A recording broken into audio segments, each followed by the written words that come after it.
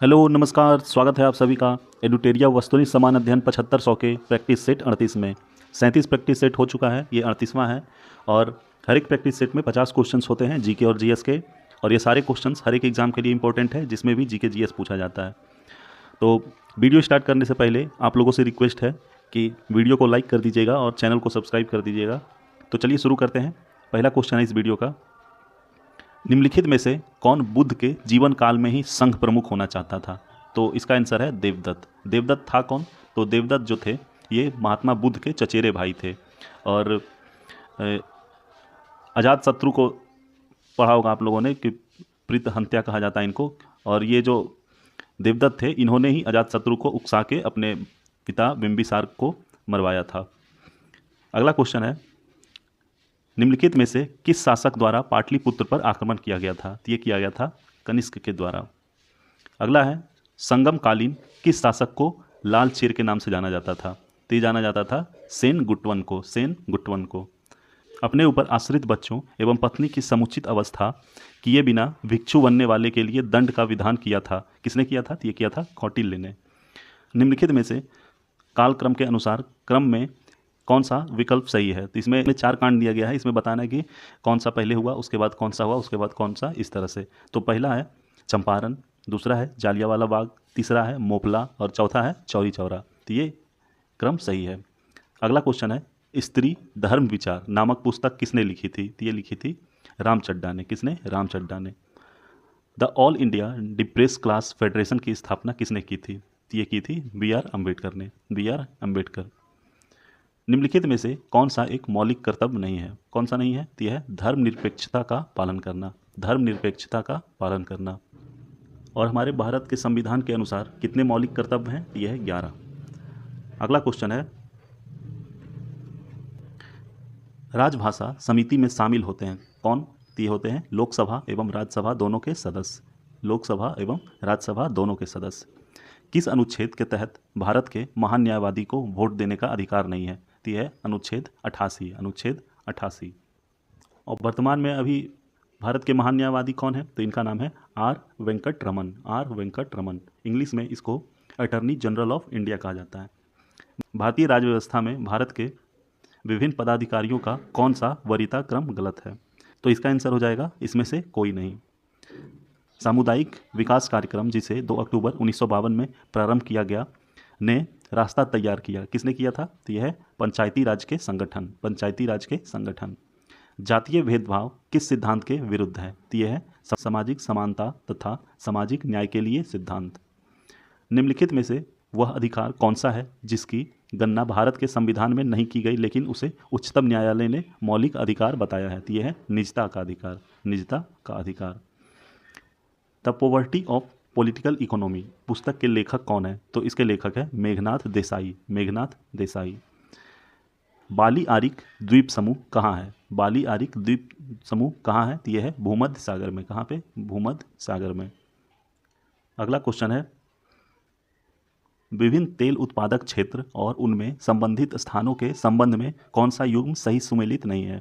तो इसमें 4 तेल उत्पादक क्षेत्र दिया गया है। इसमें बताना कि कौन सा सही सुमेलित नहीं है। तो इसमें जो है पहला और चौथा ये सही सुमेलित नहीं है। बाकी कलोल जो कि गुजरात में है, नहर कटिया जो कि असम में है, ये सही है। और इसमें जो चौथा है मोरान, ये भी असम में ही है। अगला क्वेश्चन है, हिरण्यवाह किस नदी को कहा जाता है? तो ये सोन नदी को कहा जाता है। सूची 1 सूची 2 मिलान करना है। इसमें एक तरफ डेल्टा दिया गया है और दूसरी तरफ कहाँ पे है ये बताना है। तो पहला है बर्ड फूड डेल्टा जो कि मिसिसिपी में है। दूसरा है एस्चुएरिन डेल्टा, ये मैकेंजी में है। तीसरा है ट्रिपल डेल्टा, ये महानदी पे है। और चौथा है आर्युकेट डेल्टा, ये नील डेल्टा पे। अगला क्वेश्चन है, जैविक खाद के लाभ हैं। तो जैविक खाद का क्या क्या लाभ होता है?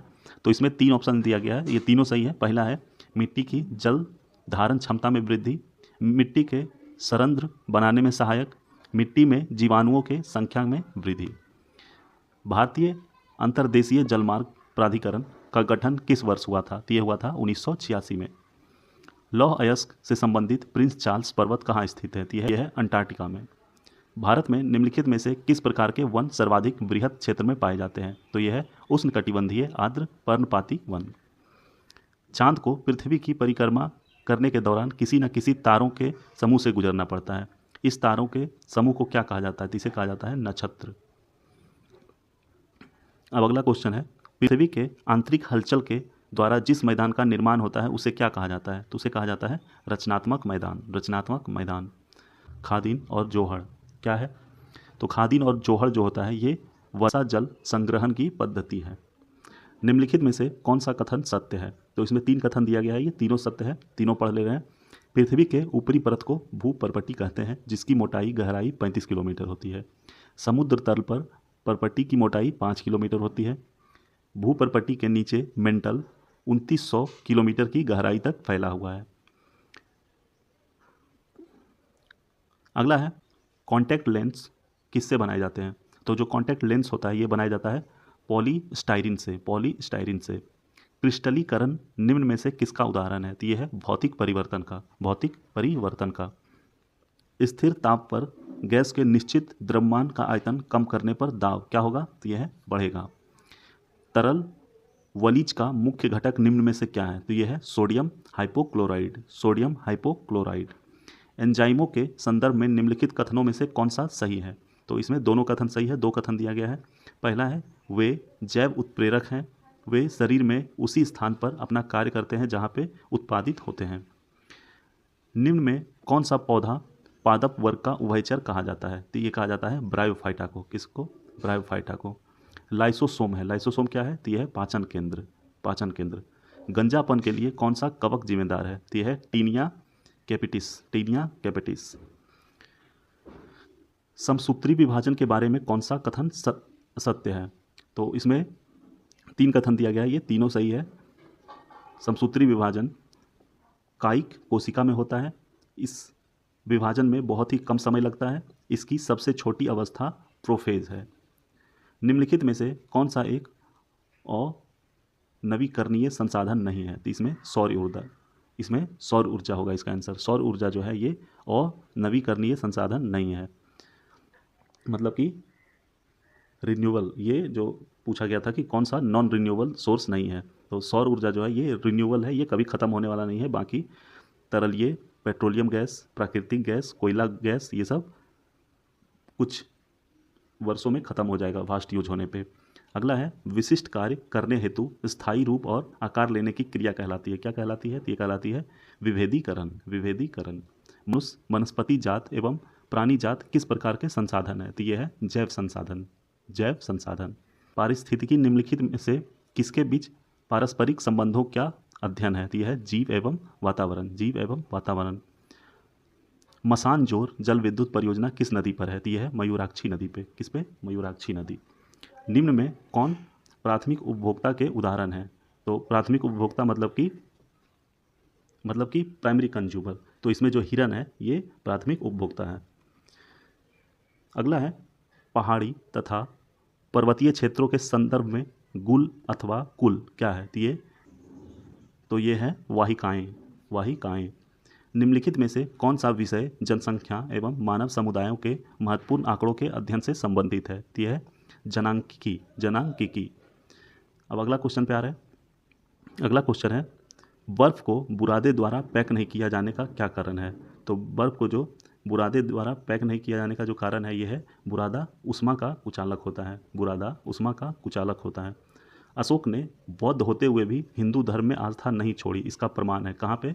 तो इनका नाम था देवनाम प्रिय की उपाधि। देवनाम प्रिय की उपाधि से ही पता चलता है कि अशोक जो थे वो बौद्ध होते हुए भी हिंदू धर्म में आस्था नहीं छोड़ा था।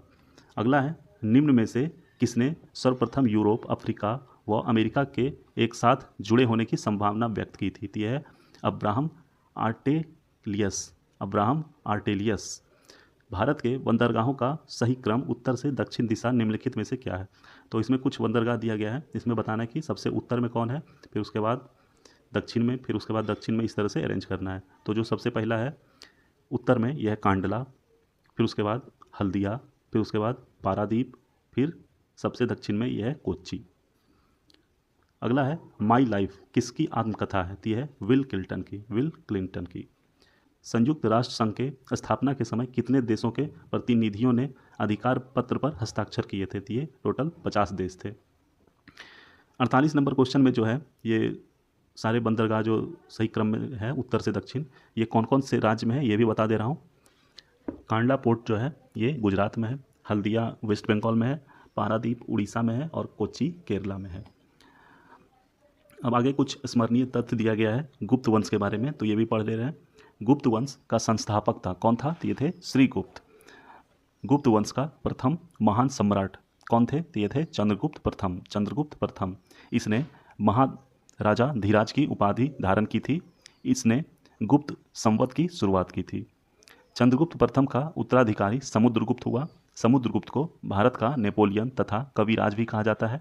इसने परम भागवत की उपाधि धारण की। इसके दरबार में प्रसिद्ध कवि हरि सेन रहते थे। तो इसी के साथ ये वीडियो यहीं पे समाप्त हुआ। पसंद आया हो तो लाइक कीजिएगा, चैनल को सब्सक्राइब कर दीजिएगा और बने रहिए हमारे चैनल पे ऐसे ही अच्छे अच्छे जीके जीएस और करंट अफेयर के वीडियोस एवं प्रैक्टिस सेट के लिए। धन्यवाद।